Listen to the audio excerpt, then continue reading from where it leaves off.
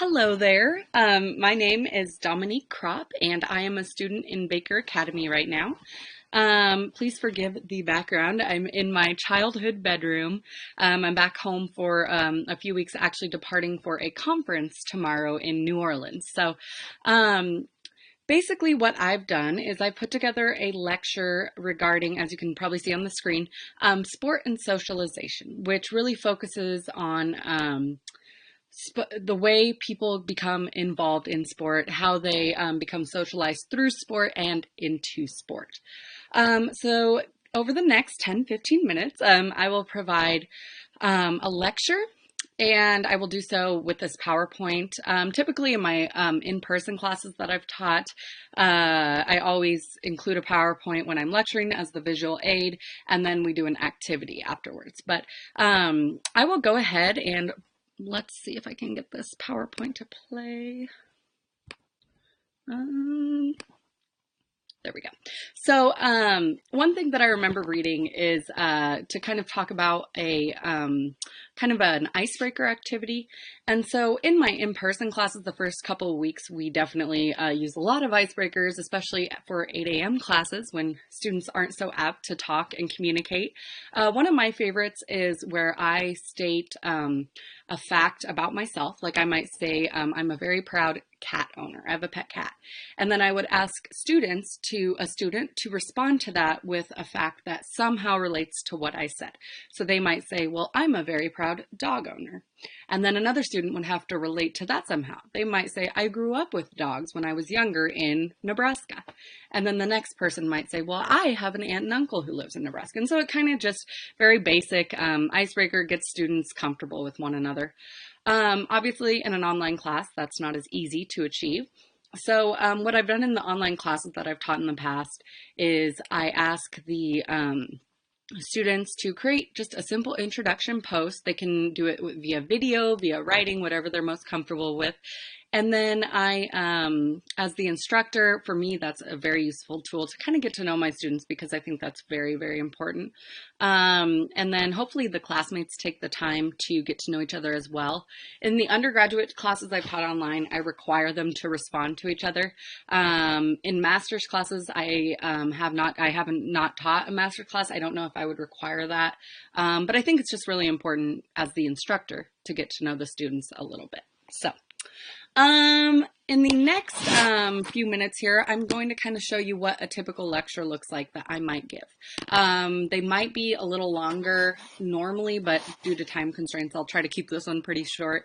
One of my areas of very big research areas of interest is sociology in sport. I especially like to look at the college student athlete and sociology in sport.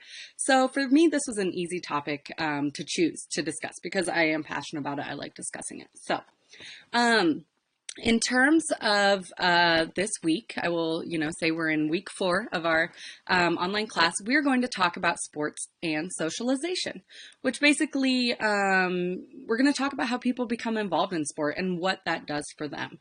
What are the outcomes for them? So each class I always provide, whether it's online or in person, with kind of a to-do list. I think that's very important to set the ground rules, the ground plan for the week. This week, I'm requiring my students to read 3 articles. The first one focuses on, it's a scholarly article, focusing on the creation of team identification. How do people become fans of different teams? The next one focuses on, it's actually based off of a TV show, Friday Night Tykes, which looks at the youth football program in the state of Texas. And this is kind of an article summarizing what these kids go through, what the parents go through, how they interact with each other, how important this youth football is to both the parent and the child. Great source for talking about sports socialization. And then the third article is an ESPN Popular Press article. It focuses on the mental health of 2 student athletes from the University of Kansas, the Morris twins. They are now both playing in the NBA. And this article really, it's a little more abstract. The students have to dig to find those elements of socialization, but I think it's a very beneficial tool. It's good for them to kind of have to search and find those aspects. And on top of that, I require them to watch this short little video. It's only about, I think, 7 minutes long. It's called Why Are We Fans? And this video was published by SB Nation, and it consists of an interview with Dr. Daniel Wan. And he is kind of known as the father of team identification and sports fandom in our field of sport management. So it's a really fun video. It's short, but it has some very excellent points that I'll touch on a bit in my lecture. So back to the lecture here. Typically before oh yeah, and then I also have listed the 2 assignments that are required of these students. Typically I will talk about this at the end as well, but this slide just gives an overview of what you need to do this week. Usually I provide optional readings as well. If you know, a student feels passionate about that issue, they want to know more.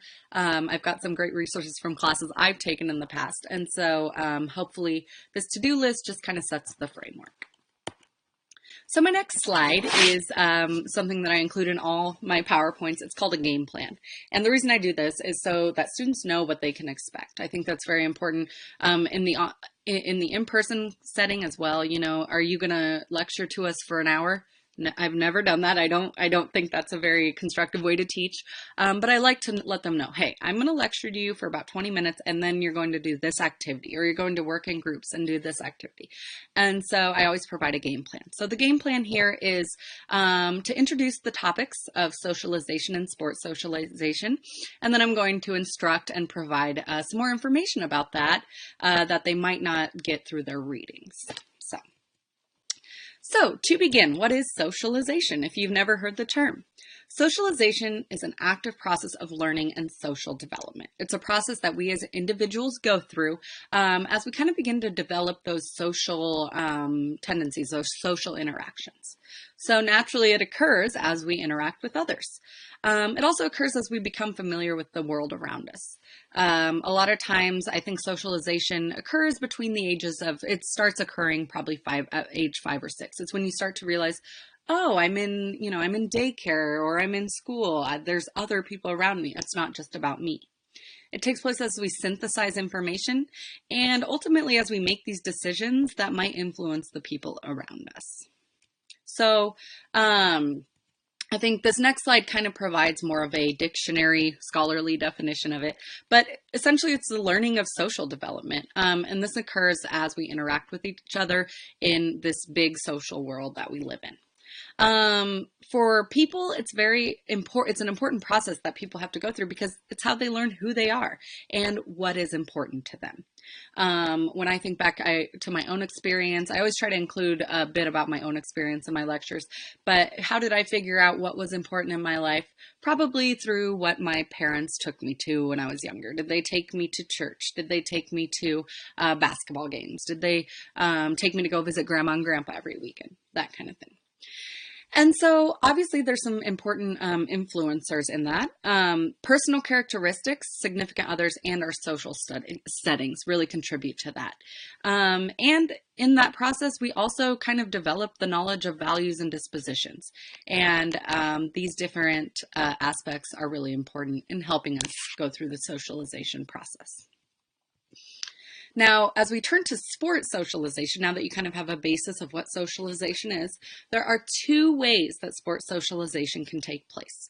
It can happen through socialization into sport and socialization through sport. So those 2 small words are actually very, very important. When we talk about socialization into sport, we really focus on the agents that kind of draw us to sport. They are the people who enroll us in that first league. They enroll us in that first T-ball league, that kind of thing. And those forces around us, as well as our individual and environmental forces, kind of draw an individual into sport. So depending on the environment that I grew up in, it might determine which sports that I play. And that's something that's a tenet in sociology. Based on your environment, it determines a lot in your life. So socialization into sport really kind of focuses how we become involved in sport as individuals. So in contrast, socialization through sport really focuses on consequences or outcomes of our sport involvement, our participation, or even watching as a fan. So what are the outcomes of that? What kind of values, attitudes, and behavior develop because we've participated or observed sport? Now, when we talk about socialization into sport, there are important agents in that process. For most people, it is their parents who play an important role. And as we'll learn later, it's typically the father who plays an important role in that. But there are other socialization agents. Peers. You might have a little buddy when you're 5 or 6 years old who says, hey, my mom's having me play kickball this week in a kickball league. And that might make me as a child say, I want to play in that too. You might have teachers, for instance, in a kindergarten class might ask, hey, did anyone watch a Super Bowl game last night? Did anyone watch that with their families? Even though they might not know the context of what that is, they might have heard the word and said, you know, I watched the Super Bowl, and that kind of develops that socialization process.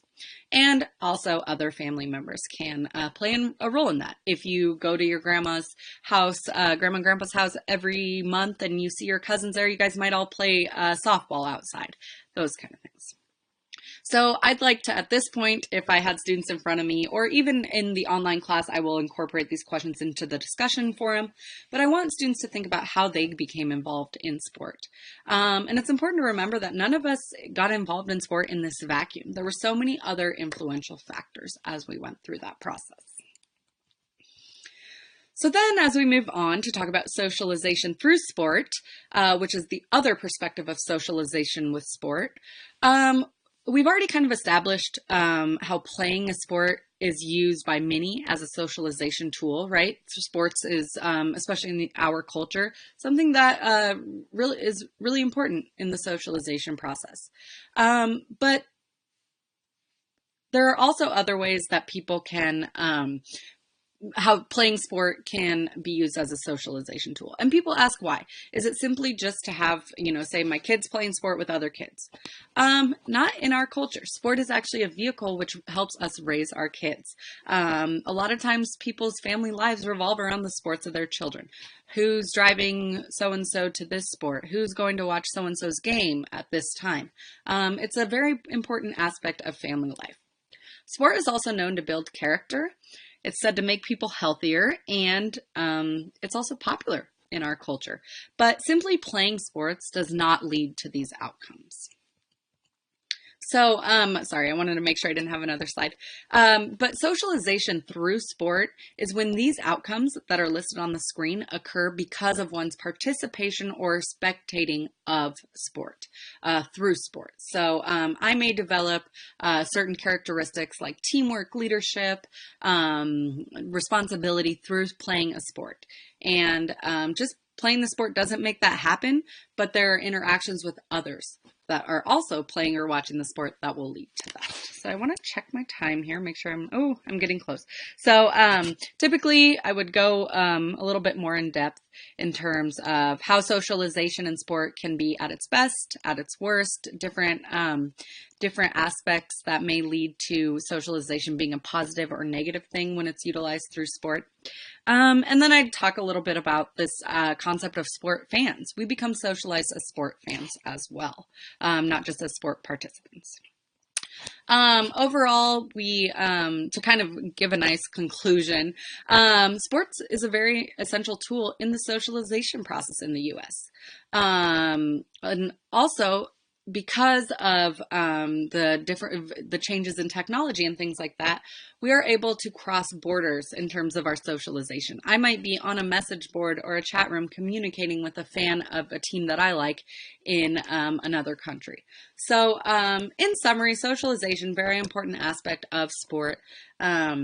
And so now to kind of, let's say I gave the entire lecture, sorry I ran out of time, I would finish up with kind of recapping, what do we need to do this week? Well, you have a discussion board post, and in that discussion board forum, I ask you to talk about your own experiences with socialization into sport and socialization through sport. So I really want you to show me that you can tell the difference between the two. And then I want you to respond to your classmates. Did you have similar experiences? Things like that. And then finally, you are required, let me see if I can find it here, to write a 3 to 5 page response paper. The rubrics are all online on Blackboard, or not Blackboard, sorry, Moodle. But I want you to show me that you understand sports socialization and that you can tell me how important do you think sports socialization is in the process of growing up as a child. Do you think it's important whether you're raising a family yourself, whether you were raised through sport? What role should it play? And then obviously I didn't get to this in my lecture, but I want you to kind of talk about the how sport is an effective socialization tool and how maybe it might not be so much. And in writing this paper, you're required to utilize, I think, 4 to 5 outside references. I really want to show you to show me that you can do some research on the topic. And so other than that, I think that might be all I have. Sorry, I didn't get through the entire lecture material, but I'd be happy to answer any questions. And I really want to thank you. And I've been communicating with Molly a lot. Thank you so much for letting me give this presentation to you over the computer. And I hope you all have a great rest of your day.